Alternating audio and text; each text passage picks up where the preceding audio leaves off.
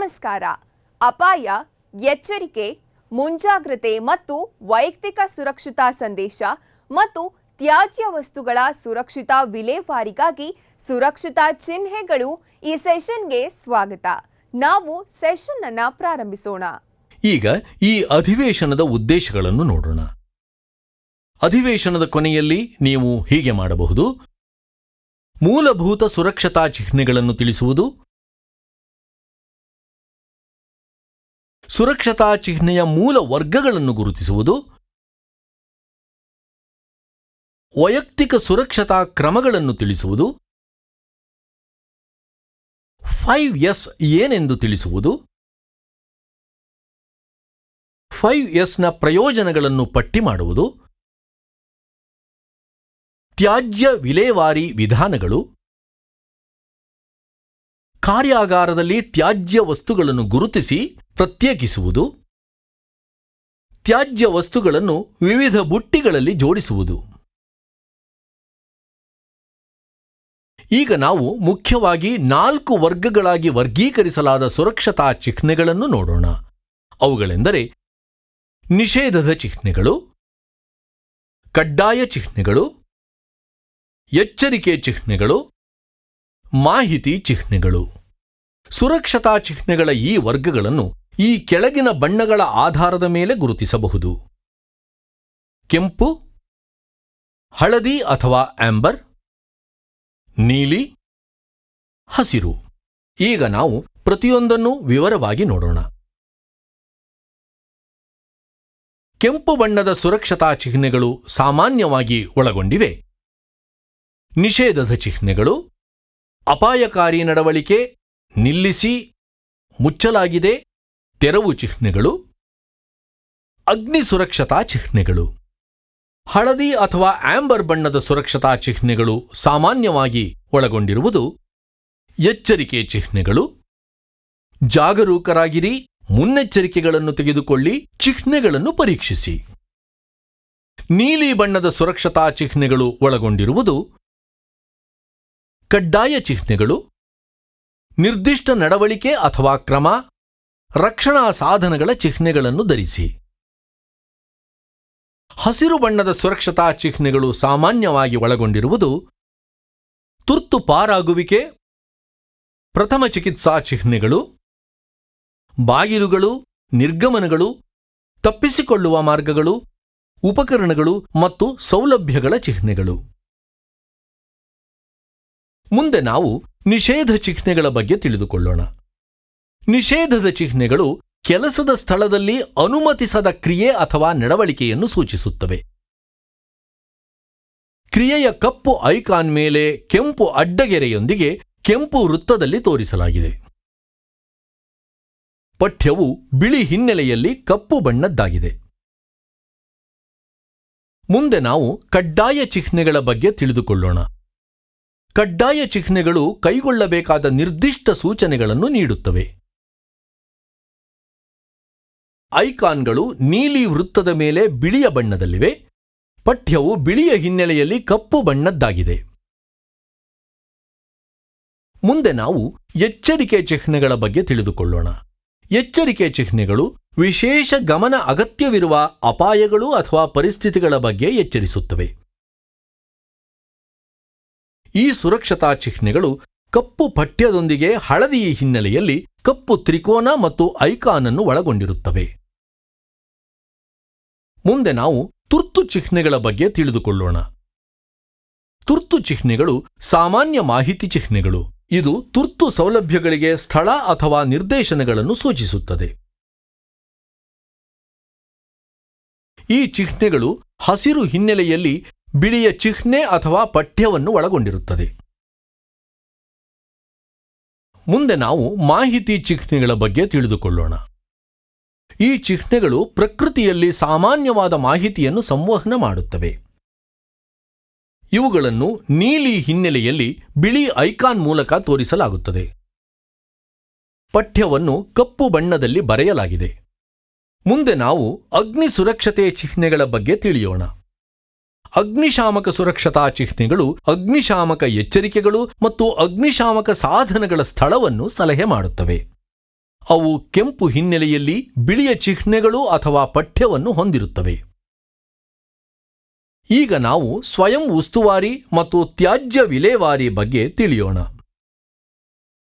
ಸ್ವಯಂ ಉಸ್ತುವಾರಿಯು ಕೇವಲ ಶುಚಿತ್ವವಲ್ಲ, ಇದು ಕೆಲಸದ ಪ್ರದೇಶವನ್ನು ಅಚ್ಚುಕಟ್ಟಾಗಿ ಮತ್ತು ಕ್ರಮಬದ್ಧವಾಗಿ ಇಟ್ಟುಕೊಳ್ಳುವುದು, ಸ್ಲಿಪ್ ಮುಕ್ತ ಮಹಡಿಗಳನ್ನು ನಿರ್ವಹಿಸುವುದು, ಕೆಲಸದ ಪ್ರದೇಶದಲ್ಲಿ ತ್ಯಾಜ್ಯ ವಸ್ತುಗಳನ್ನು ಮತ್ತು ಇತರ ಬೆಂಕಿಯ ಅಪಾಯಗಳನ್ನು ತೆಗೆದುಹಾಕುವುದನ್ನು ಒಳಗೊಂಡಿರುತ್ತದೆ.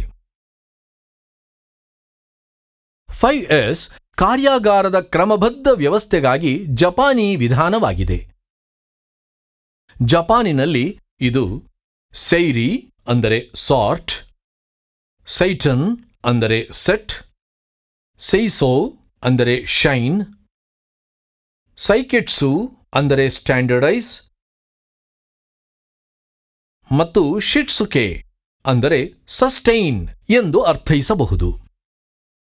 ವಿಂಗಡಿಸಿ. ಮೊದಲ ಎಸ್, ಕೆಲಸದ ಸ್ಥಳದಿಂದ ಪ್ರಸ್ತುತ ಉತ್ಪಾದನಾ ಕಾರ್ಯಾಚರಣೆಗಳಿಗೆ ಅಗತ್ಯವಿಲ್ಲದ ಅನಗತ್ಯ ವಸ್ತುಗಳನ್ನು ತೆಗೆದುಹಾಕುವುದರ ಮೇಲೆ ಇದು ಕೇಂದ್ರೀಕರಿಸುತ್ತದೆ.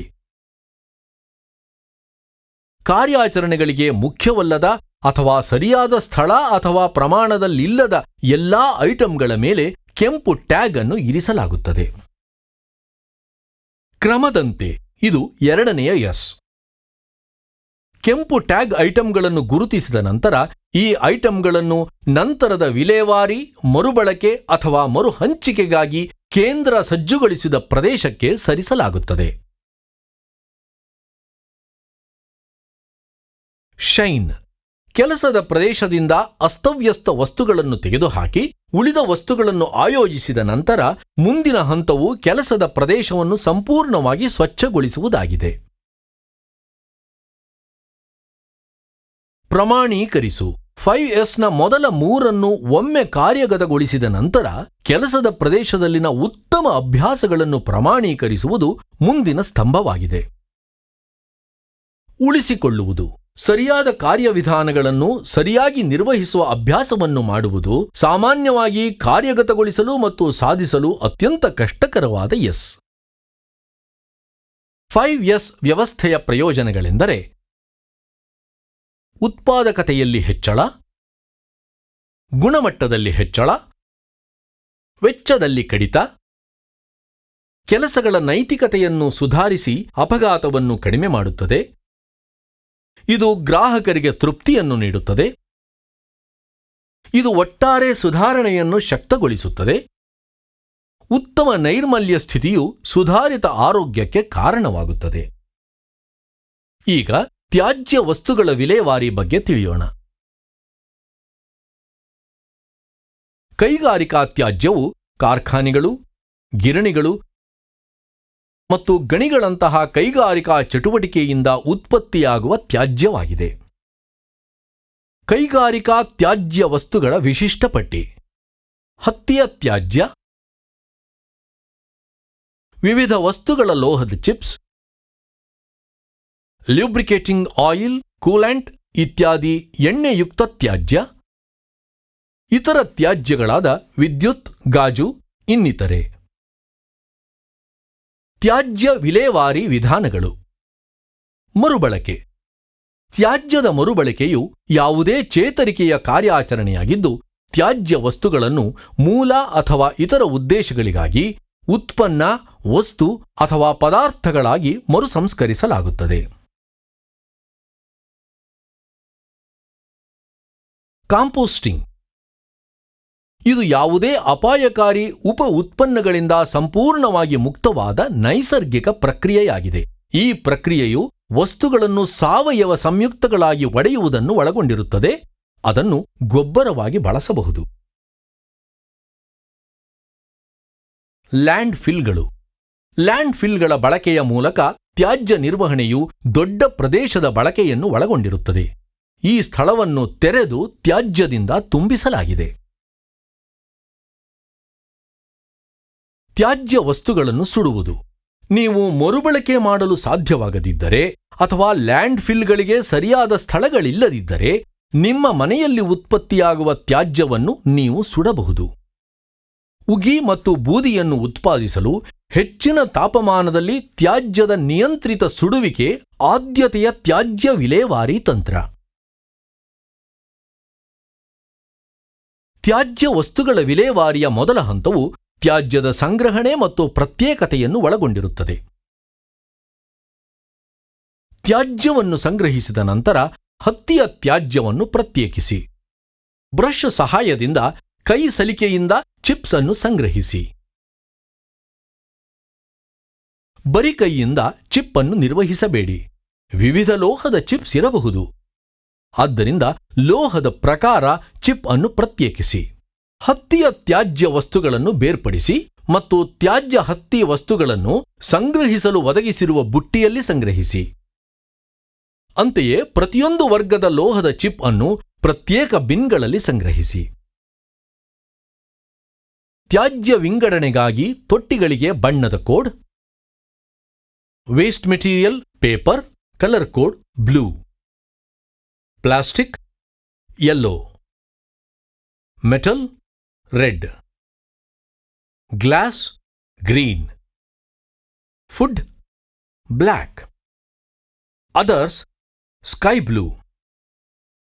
ರೀಕ್ಯಾಪ್ ಮಾಡಲು ನಾವು ಕಲಿತಿದ್ದೇವೆ: ಮೂಲಭೂತ ಸುರಕ್ಷತಾ ಚಿಹ್ನೆಗಳನ್ನು ತಿಳಿಸುವುದು,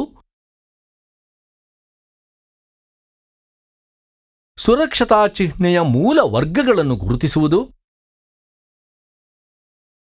ವೈಯಕ್ತಿಕ ಸುರಕ್ಷತಾ ಕ್ರಮಗಳನ್ನು ತಿಳಿಸುವುದು, 5S ಏನೆಂದು ತಿಳಿಸುವುದು, 5Sನ ಪ್ರಯೋಜನಗಳನ್ನು ಪಟ್ಟಿ ಮಾಡುವುದು, ತ್ಯಾಜ್ಯ ವಿಲೇವಾರಿ ವಿಧಾನಗಳು, ಕಾರ್ಯಾಗಾರದಲ್ಲಿ ತ್ಯಾಜ್ಯ ವಸ್ತುಗಳನ್ನು ಗುರುತಿಸುವುದು ಮತ್ತು ಪ್ರತ್ಯೇಕಿಸುವುದು, ತ್ಯಾಜ್ಯ ವಸ್ತುಗಳನ್ನು ವಿವಿಧ ಬುಟ್ಟಿಗಳಲ್ಲಿ ಜೋಡಿಸುವುದು.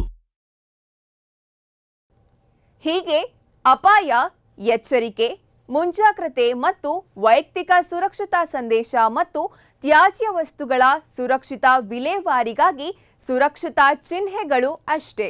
ಮುಂದಿನ ಸೆಷನ್ನಲ್ಲಿ ನಿಮ್ಮನ್ನ ಭೇಟಿ ಮಾಡ್ತೇನೆ.